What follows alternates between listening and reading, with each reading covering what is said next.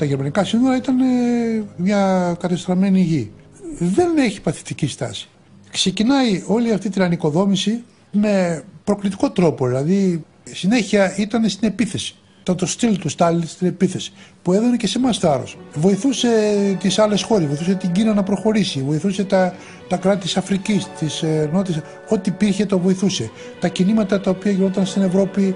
Ο Στάλιν είναι τελικά αυτός ο δαίμονας που λέγεται σήμερα ότι είναι? Ο Στάλιν ήταν ένας σκληρός ηγέτης, αλλά παρομοιάζεται με τον Χίτλερ ακόμα. Η σκληράδα του δεν ήταν το να σκοτώνει αθώους όπως το θέλουν, ήταν να σκοτώνει τους εχθρούς του.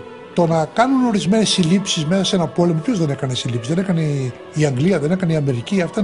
Ο Στάλιν βασικά ήταν ένας άνθρωπος απορροφημένος στον πόλεμο του Χίτλερ και στον πόλεμο μετά Χίτλερ και τον πόλεμο της αντικοδόμησης. Τι βλέπουμε τώρα εμείς?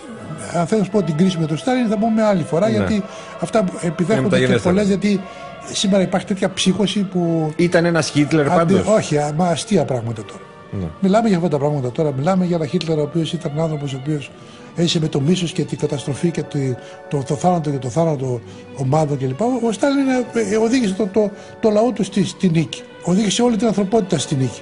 Και μετά θέλω να σου πω, μετά την εμφάνιση ας πούμε μιας νέας Αμερικής με την ατομική ενέργεια, δεν γονάτισε. Ναι. Δεν λύγησε, δεν δικαιότεψε ας πούμε, αλλά έδειξε τέτοια επιθετικότητα που τα χάσαν και οι Αμερικοί. Και αυτό το λέω διότι έχει άμεση σχέση με τη δική μας ψυχολογία. Διότι και εμείς έπρεπε μετά τη Χειροσίμα και μετά αυτά να καταδείξουμε τα όπλα. Εμείς αντιθέτως πιστεύαμε σε αυτό, διότι και το γενικό το κίνημα το διεθνές, είτε με τον Στάλιν, τον Μάο Τσετούγκ, είτε με τον Δημητρόφ, είτε με τον Τίτο, ήταν σε επίθεση. Όλοι οι αριστεροί, ο Τορέζ, ο Τολιάτη, ήταν άνθρωποι που ήταν συνεχώς σε επίθεση. Επομένως είμαστε μέσα στο γενικό κλίμα εμείς. Δεν ήταν δηλαδή η εξαίρεση η Ελλάδα. Μάλιστα. Είμαστε ίσως η αιχμή του δώρατος, γιατί κάναμε ένοπλο αγώνα. Αλλά μήπως οι Γάλλοι δεν παλεύαν οι κομμουνιστές? Είχατε συμπαράσταση από αυτά τα κόμματα, τα αδελφά κόμματα, από το Ιταλικό, το Γαλλικό? Δεν είχαμε συμπαράσταση, δεν την παίρναμε εμείς ας πούμε σε κάτι που γινόταν, όχι που γινόταν τυπικό.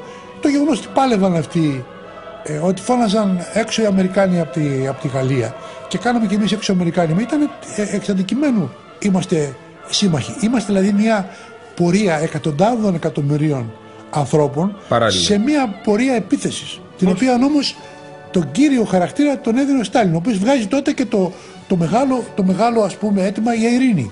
Το κίνημα ειρήνης τότε έγινε. Την εποχή που ήταν η ατομική βόμβα, ο Στάλιν βγαίνει και λέει κίνημα ειρήνης. Τι σημαίνει κίνημα ειρήνης? Να απομονώσουμε ας πούμε την επιθετικότητα του ιμπεριαλισμού των Αμερικανών. Αυτό το κλίμα ήταν κλίμα αισιοδοξίας, και η αισιοδοξία δεν ήταν για να τους πάμε τους ανθρώπους, τους αθώους στα στρατόπεδα της Σιβηρίας. Ήταν για να μπορέσουν να απελευθερωθούν οι λαοί της Ευρώπης, οι λαοί της Ελλάδας, οι λαοί της Κίνας, οι λαοί της Αφρικής. Αυτά ήταν τα κίνημα. Ήταν απελευθερωτικά. Πρέπει να το καταλάβετε, ήταν ένα καθαρό κίνημα αυτό. Και μέσα σε αυτό το κίνημα εμείς είμεθα πολύ ευτυχείς, διότι παίζαμε ένα πρωταρχικό ρόλο. Δηλαδή είμαστε οι ένοπλοι. Ναι. Είμαστε